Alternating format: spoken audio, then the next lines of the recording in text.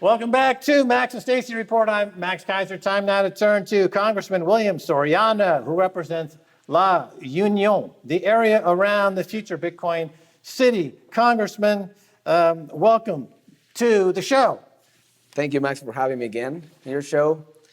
I'm glad to be here. Of course you're glad to be here. This is the best show in El Salvador. It has guests like you on. And I wanted to talk to you. September 15th, Independence Day in El Salvador, President Bukele gave a speech. And in the speech, he said, yes, I'm running for 2024. But before we get to that, when the phrase Independence Day and true Independence Day is mentioned, tell us what that means to you. All right, so in theory, our country's been an independent country for more than 201 years. But that's not true. We've not been independent from corrupt politicians, gang members who actually run this country and had it on its knees, and also corrupt political parties and all those powerful elites that have been running this country for decades. We've not been independent at all. Now that we've been actually prosecuting gang members as the Constitution allows us, and we've been changing our country, El Salvador is feeling for the first time that it's free and independent. Right, there's the Civil War, and then that rolled into the gang war. So correct me if I have understanding this correctly. The Civil War ended up people fleeing El Salvador, and they went to the United States. 30% of our population, actually. 30% goes to mostly the U.S. They end up in prisons in the U.S., mostly in California. In that prison system, they become, as is the case so often, they become hardened criminals by being in that prison system. And that brings us up to the Clinton administration. What did President Clinton do? Well, they sent us back thousands of criminals that they were not criminals back when they went from El Salvador to the United States. But when they reached the ghettos of LA, they had to defend themselves, right? And they had adopted certain conducts and they became criminals. So they were sent back to El Salvador, but Salvadoran authorities didn't know they were criminals. So they were just sending thousands of gang members without us knowing that they were criminals. And that's how they came back to El Salvador, and they began recruiting members, kids, teenagers, and that's how that problem started at all. It all came back with a decision of a president from another country that affected the future and more than 30 years of our country's future. Now, we've put in jail more than 50,000 gang members in the past 5 months. And that's been a very, very important decision for El Salvador we're building right now. Crime rates. Right now, El Salvador is the safest country in Latin America. Only in the 10 years of the previous governments, the past two governments, right? They died more than 46,000 Salvadorans. 32,000 were disappeared due to violence. Right now, that's none of it. There's none of it. El Salvador is changing quickly, but because we have a president that's been actually taking real decisions, not the ones other governments are telling him to do, but the actual needs of its people are the ones that are driving his decisions. And taking the best decisions, well, it's for the brave ones. Right, this brings up a couple of points. First of all, historically, there have been times, I remember in the 1970s in New York City, there was new police policies that came in. There was something called no broken windows, where no crime was tolerated whatsoever. Those who were breaking the law were rounded up and put into prison. The New York City that was bankrupt in the 1970s, they became one of the most prosperous, crime-free cities in the world. Exactly. Because it was decided that this was something that had to be done. The second point is those in the international community, of course, under the heading of human rights, they will have something to say about this. It seems as though, however, that there's two sides to the human rights question. The human rights of 7 million Salvadorans seem to get lost by these international organizations. Exactly. Can you speak on that a little bit? All right, so I've seen a lot of of NGOs talking about human rights, but human rights of the criminals. What about the victims? What about the 100% of Salvadorans that lived in this country and the rest of the people that flee the country due to gun violence?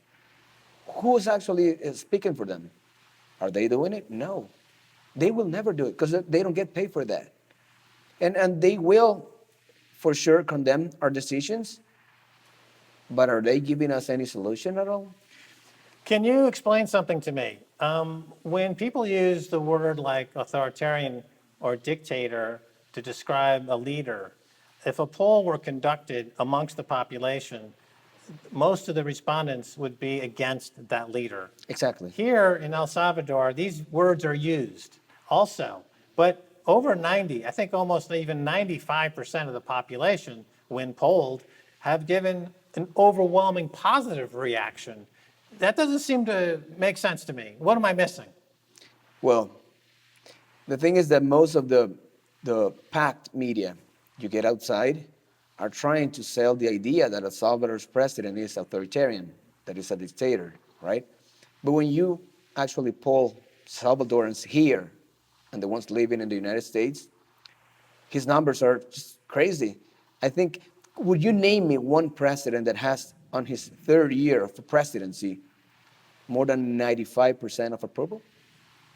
No, it's What's the approval of Joe Biden? Or what about the Mexican president? yeah. Joe Biden is, I think, under 35%. I think he might even be under 30%. But clearly, there seems to be an agenda by these NGOs. You know why?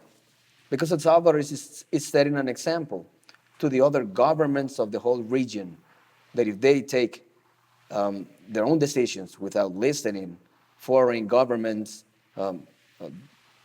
indications or whatever they do, things can work. And that's not good for some of them, right? Right. It would establish a precedent that would challenge the status quo, and Yes. that could be a problem if you're in the international banking business or Exactly. the international prison business or the international defense contract business. Let's talk about September 15th. So, What a beautiful day. yeah, Yes. did you know the announcement was going to be made? Well, I didn't know that. What was your reaction when he All right. said the words? So it all began in the morning. I went to the parade and I could feel a different energy. Salvadorans, for the first time in decades, were able to go to the streets and feel safe and feel more patriotic than ever. You could feel it. The atmosphere was impressive. People coming from the United States, from other countries to celebrate the pride of being Salvadorans, but not only the pride of independence, but the fact that our country is changing for real. And you could feel it. At the afternoon, I had to go to the presidential house. Let's call it the White House of El Salvador, right? And I knew our president was going to deliver a message to the country and also to the international community, right? But he was giving a speech that started from our independence back in the 18,000s, right? And he explained it, all the process our country had been going through to this very young moment. At the moment he actually announced that he was running for president in 2024, the whole room just burst in joy. Everyone was in shock, but at the same time, happy. Because our people, Salvadorans, more than 95% of Salvadorans, have been actually asking him to run again. And that's the support that actually has to matter to us. And I think our president has been doing a very good job. You see, El Salvador, that was in the top of the most violent countries, it was the number one. Right now is the safest country in the region. That's not something easy to do. That's not something you do from one day to another. But it's taken us 5 months to actually defeat the gangs and to free our country. And from now on, we're truly independent.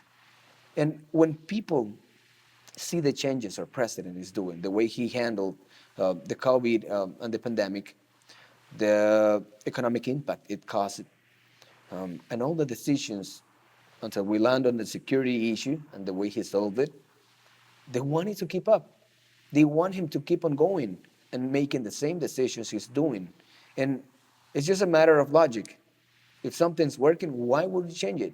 You know, I don't want to sound glib, but I am American, and one of the things I thought of was Tom Brady. He's an old guy, 45 years old, but give Tom the ball because Tom can score touchdowns, Yeah, right? MVP, yeah. Now, President Bukele is on a roll. Exactly. He's doing great things. He's a phenomenon. Yes. He's got 95% support. He's transforming the country, transforming the region. Let him go. Let him do what he can do. Well, why not? Why would you not want this once in a 500-year phenomenon to see where he can take this country? Everything he's been doing so far has been for the people. Of course, the biggest thing where I caught my attention was making Bitcoin legal tender, which is essentially the complete opposite of what a dictator would do, because it gives everybody in the country their individual sovereignty. So they're mutually exclusive. You cannot be a dictator and make Bitcoin legal. It's a completely ridiculously that notion. So these are themes that he mentioned in the speech: peace, liberty, sovereignty, independence. These are some of the themes. So do you think that essentially talking about economic liberty, the true independence, and going forward from this point forward, what are some of the 2 or 3 ways that you think life will change here? All right, so making Bitcoin a legal tender in El Salvador was part of the whole strategy. But first, in order to actually make it a whole success, you need to secure the country. You need to make it safer, not only for Salvadorans living here, but also for investors. And we've achieved it. Okay, what are we seeing on the investor front? What's happening? All right, so once we achieve security, now you can call investors and you can show them your country and tell them it's safe for you to invest here. It's a good time to actually invest your money into our country. Plus, you have another option, Bitcoiners, who can actually transform specific areas in the country. Bitcoin City, where it is going to be made in the state I represent. And I know it's going to change a lot of lives, not only for Salvadorans, but also for the whole region, because it's Honduras and Nicaragua at the same place. So I think big things are coming to El Salvador. And Salvadorans have learned that if they choose a wise, a brave, but also an honest president, our country is going to change, and it's changing. For how many years Angela Merkel was president or prime minister of Germany? Oh, it was over 20, I believe. Did anyone say something about it? She kept getting the support of the people, and I believe she was reelected accordingly. Was she condemned by the United States? The FDR in our country, he was elected, I think, 4 times. Was she condemned by the IMF? No. Did they say anything about it? No. So why the first world countries can choose and make their own paths? Right. Well, you're touching on this idea of the run in 2024. This would seem to go up against looking at the Constitution and understanding what are the provisions for this. Well, the Constitution and the Supreme Court has already established that he can run for another term. So who's the one who interprets the Constitution? The Supreme Court. Now, the Supreme Court has ruled that he can actually run for another term. Well, there's nothing else to do. Right. So to your point, and I think what people are focusing on is that, and this point was made during the speech, dozens and dozens of countries allow for 2 terms in office. The one term, I can name you some of them. Right. Well, the one-term rule, from my understanding of history, was really imposed by outsiders to make it easier to control a country like El Salvador. Exactly. And so now, in the current historical inflection point, El Salvador would like to break free and be independent and sovereign. And to do that, the amount of work that needs to be done is going to take more than a few years. And we've got a guy who's in the president's office who's doing a great job. So why wouldn't the people of Yeah. El Salvador have the same benefit as the people of the United States or countries around the world, where if you like what the guy's doing, you can elect him again? I mean, this Yeah. seems pretty simple. Exactly, and the numbers and the polls are saying that he's the best option for our country. Right, and I think this idea of self-sovereignty for the people is being pushed very hard by the leadership in this country. So any fears that people have on the outside that are mitigated by the fact, again, but that Bitcoin is legal tender. That's how I see it. But what do you? I mean, the momentum is so fantastic, and the kind of I know you're on the road now speaking more and more to the diaspora in the United Yeah. States. What's been the response? I saw you in Los Angeles. It's And impressive. I thought it was the second coming of Cary Grant or some major movie star or something. I mean, they were lining up. You were like Yes. the Brad Pitt of El Salvador. What's happening? What was that what's true? Or was that all Well, what's happening? They make you feel like you're in El Salvador, but in another country. It's just impressive the amount of energy and the fact that people want to be part of the changes that our country is actually living. It's just amazing. It moves you. It gives you the security that you're going through the right path. I've been traveling to LA, to Washington, Virginia, Houston, Miami, and many other states. And every time I get there, there's thousands of Salvadorans waiting for us. First, so they can hear the great news we're doing of the work we're doing here, but also they want to be part of it. Right. You can hear stories from people that haven't lived in El Salvador for more than 40 years because they felt unsafe. And they want to come back now and they want to invest their savings here. You know, when we're having the experience is that this happened twice. People have come to us and said they're moving back to El Salvador Yeah. from the United States, and they're starting businesses. And one is into an ice business, a craft ice Oh, yeah. business, right? Who's doing very, very well. And I said, well, okay, El Salvador is doing great. You wanted to move back. He said, that's part of it. The other part of it is that you two gringos, Max and Stacy, are having so much fun in my country. I got jealous. Well, that's true. I mean, they've seen your example, they've seen your stories, your videos, the life you're living here. That has been just amazing. And it makes everyone jealous, actually. Yeah, they're like, oh, wait, I'm Salvadoran. Why am I stuck in Detroit? Yes, I I could know. be in San Salvador. And food in El Salvador is great. People in El Salvador is great. Weather in El Salvador is great. The Yeah. beach, the mountain, the volcanoes, coffee. When does the Well, rainy everything is season good here. end? Because quite frankly, I'm getting tired of it. Well, it's done. What? It's done. It's done? Yeah. Okay, I'll So take your word you're getting for it. much sun right now. Because I go back to El Zante working my surfing. Go ahead. Stacy was up the first time surfing, natural. Wow. It took me like I was unable to get up. Is she good? Well, she got up and she could do it. I was unable to do it at all. So Well, I have to. You know, surfing in El Salvador, we have a few of the very few spots worldwide that have a very specific type of waves. And that makes us a unique destination for surfing. And we've been having world championships here and world renowned tournaments. And it's just, El Salvador is changing the image the foreign media has been portraying of us for decades. Yeah, tourism is up like 80%. And there's a lot to do with Bitcoin. Right. There's a lot of Bitcoiners that will never come to this country without having the capacity of actually paying with Bitcoins in anywhere in El Salvador. And that's part of the strategy to change El Salvador's image worldwide. And it's working. In the assembly where you work, Yeah. anyone who watches political TV will see you working in the assembly, working hard. What is the chatter in the assembly about Bitcoin? In other words, you're a Bitcoiner, you're in the assembly. So what's it like there, people talking about it? Can you give us Well, some I know some insight? colleagues, myself as well, we have Bitcoin, right? We stack them, we hold them.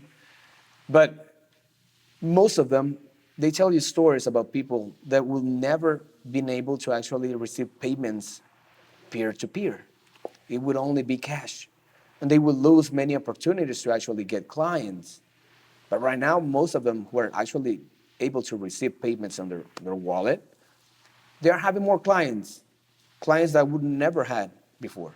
And that's very important for local economies, that they become part of the world economy.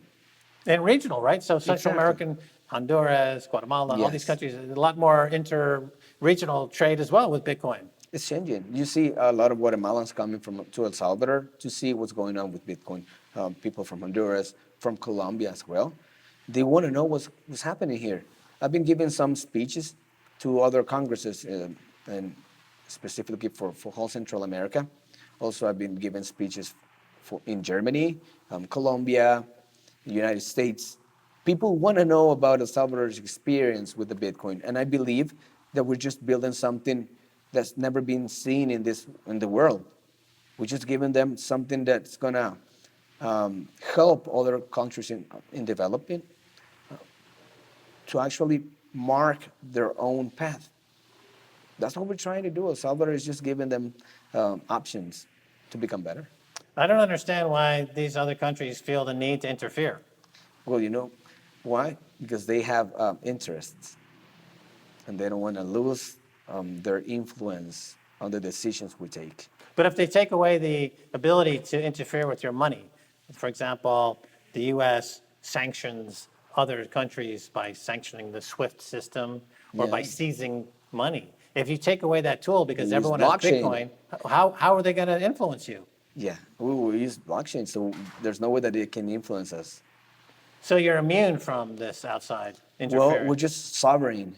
You're sovereign, Yeah, sovereign and happy. yes, And and everyone else, independent. come on down for the surfing the papooses. Yeah, I mean, just as other countries are, they're independent and sovereign, but we were just independent. Right now, we're sovereign, free, and independent, and happy. Well, I'm feeling it. I live here. I moved here. I feel sovereign and free and happy too. And I'm going to learn to surf. Mark my words. William Soriano, thanks so much for being on Max and Stacy Report. Thank you, Max, Stacy, for having me here. It's just always great to see you guys. Now that you live here in El Salvador, it just makes me feel way better that you're actually living El Salvador the way it should be lived. Right on. All right. Well, that's going to do it for this edition of Max and Stacy Report. And coming to you from El Salvador, land of the free, home of the Bitcoin. Yes. Want to thank our special guest, William Soriano. Until next time, bye, y'all.